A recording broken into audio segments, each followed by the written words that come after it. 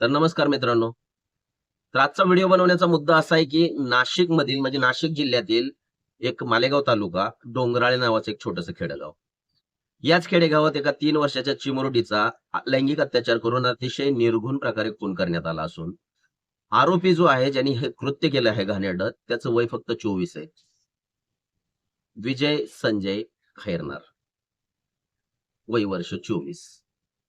24 वर्षाचा आरोपी हा 3 वर्षाच्या मुलीला चॉकलेटचा आमिष दाखवून तिच्यावर बलात्कार करून, दगडाने ठेचून तिची हत्या करून, तिचा छिन्नविछिन्न झालेला मृतदेह मोबाईल टॉवरच्या झाडाझुडपात फेकून देतो आणि त्याच्यानंतर प्रशासनाला खबर लागते. परत गाव बंद होतं, निदर्शनं होतात. आपलं हेच काम आहे का? उठायचं, ज्याच्यावर बलात्कार झालाय, जे बलात्कारामध्ये ज्याचं आयुष्य संपून गेलंय, अशा लोकांसाठी आपण कॅन्डल जाळायच्या, पोलिस स्टेशन समोर धरणं धरायचं, रस्त्यावरती, हायवेवरती टायर जाळायचे. आपला जन्म याच्यासाठीच झालाय का? आणि राजकारण्यांना जर थोडी जरी लाज असेल, लाज जे राजकारणात आहेत.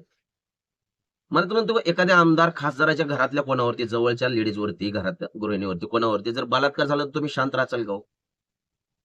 नाशिककडे पण असंच लक्ष द्या. रोज आपण ऐकतो की कुठेतरी बलात्कार होतोय, कुठेतरी खून होतोय, कुठेतरी मर्डर मिस्ट्री होते. काही ना काही चालूच आहे राज्यात. काय नाही, राज्य शासन काय करतं? पोलीस येतात, राजकारणी येतात, कमिटी नेमतात, फास्ट ट्रॅक कोर्टात केस चालू म्हणतात, लवकरात लवकर आरोपीला दोषी धरू म्हणतात किंवा सजा देऊ म्हणतात, फाशीची सजा होईल. कुठल्या बलात्काराला फाशीची सजा होती हो? 20 वर्ष, 25 वर्ष न्याय. अशा प्रकारचा न्याय असतो का? अरे ज्या कोर्टात न्यायाची अपेक्षा केली जाते, त्याच कोर्टात न्यायदेवतेच्या डोळ्यावर पट्टी बांधून असा तराजू ठेवलेला आहे. माहिती आहे तुम्हाला? म्हणजे न्यायदेवताच आंधळी आहे. तर आपल्याला न्याय कुठल्या प्रकारे लवकर मिळणार? आणि अशा तरी का करायची?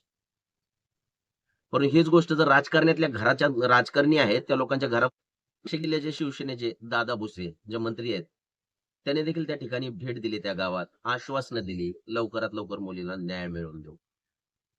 कोर्टात फास्ट ट्रॅक कोर्टामध्ये हा खटला चालू. आता हा खटला फास्ट ट्रॅक कोर्टात किती चालतोय, कसा चालतोय हे पाहण्यालायक असेल. परंतु तुर्तास एवढंच सांगतो, की अशा प्रकारच्या जर घटना वारंवार महाराष्ट्रात किंवा देशात कुठेही घडत राहिल्या, तर न्याय हा सहज मिळू शकत नाही मित्रांनो, कारण कायदेच नाहीयेत.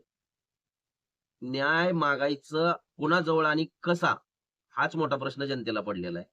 कारण गरिबांसाठी न्याय वेगळा आहे आणि श्रीमंतांसाठी न्याय वेगळा आहे. हे त्रिकालबाधित सत्य आहे या देशातलं.